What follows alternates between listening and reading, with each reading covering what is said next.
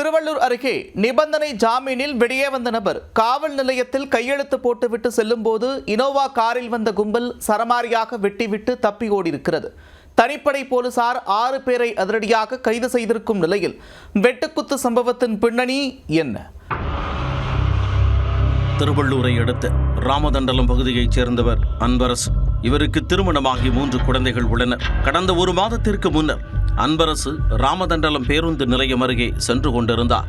அப்போது அந்த வழியாக சென்ற பக்கத்து கிராமத்தைச் சேர்ந்த இளைஞர்கள் கஞ்சா போதையில் கூச்சலிட்டபடி பெரும் ரகடையில் ஈடுபட்டு கொண்டு சென்றனர். இதை பார்த்து ஆத்திரமடைந்த அன்பரசு அவர்களை தடுத்து நிறுத்தி தட்டி கேட்டுள்ளார். இதனால் இரு தரப்பினருக்கும் இடையே பெரும் வாக்குவாதம் ஏற்பட்டு ஒருவரை ஒருவர் தாக்கிக் கொண்டனர். தகவல் அறிந்து வந்த புல்லரம்பாக்கம் போலீசார் தாக்குதலில் ஈடுபட்ட அன்பரசு மற்றும் எதிர் தரப்பைச் சேர்ந்த இளைஞர்கள் உள்ளிட்டோரை கைது செய்து சிறையில் அடைத்தனர்.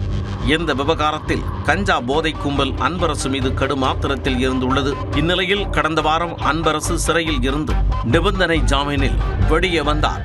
கடந்த 1 வாரமாக புல்லரம்பாக்கம் காவல் நிலையத்தில் தினந்தோறும் கையெழுத்திட்டு வந்துள்ளார்.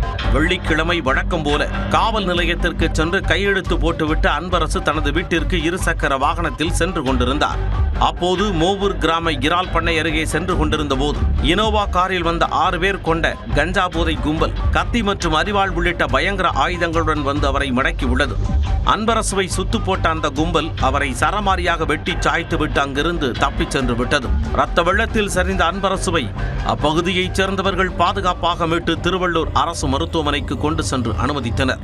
பிறகு மேல் சிகிச்சைக்காக சென்னை ராஜீவ்காந்தி அரசு மருத்துவமனைக்கு அனுப்பி வைக்கப்பட்டார். அங்கு அவருக்கு ஆபத்தான நிலையில் சிகிச்சை அளிக்கப்பட்டு வருகிறது. இந்நிலையில் திருவள்ளூர் மாவட்ட காவல் கண்காணிப்பாளர் விவேகானந்த சுக்லா உத்தரவின் பேரில் குற்றவாளிகளை பிடிக்க 2 தனிப்படைகள் அமைக்கப்பட்டன. களத்தில் இறங்கிய தனிப்படை போலீசார் தேடுதல் வேட்டையை தீவிரப்படுத்தினர். தீவிர கண்காணிப்பிற்கு பிறகு சார்லஸ் என்கின்ற தென்னரசு, ராஜா, கார்த்திக், சுபாஷ் ஆகிய 4 பேரை அதிரடியாக தட்டி தூக்கினர். முக்கிய குற்றவாளியான அஜித் உள்ளிட்ட மேலும் 2 பேரையும் அடுத்தடுத்து போலீசார் அதிரடியாக கைது செய்தனர். திருவள்ளூர் சுற்றுவட்டார பகுதிகளில் கஞ்சா புழக்கம் அதிகரித்துள்ளதால் அந்த பழக்கத்திற்கு அடிமையாகும் இளைஞர்கள் இதுபோன்ற அடிதடி, கொலை முயற்சி உள்ளிட்ட குற்ற சம்பவங்களில் ஈடுபடுவது அதிகரித்து வருவதாக அப்பகுதி பொதுமக்கள் அச்சம் தெரிவித்துள்ளனர்.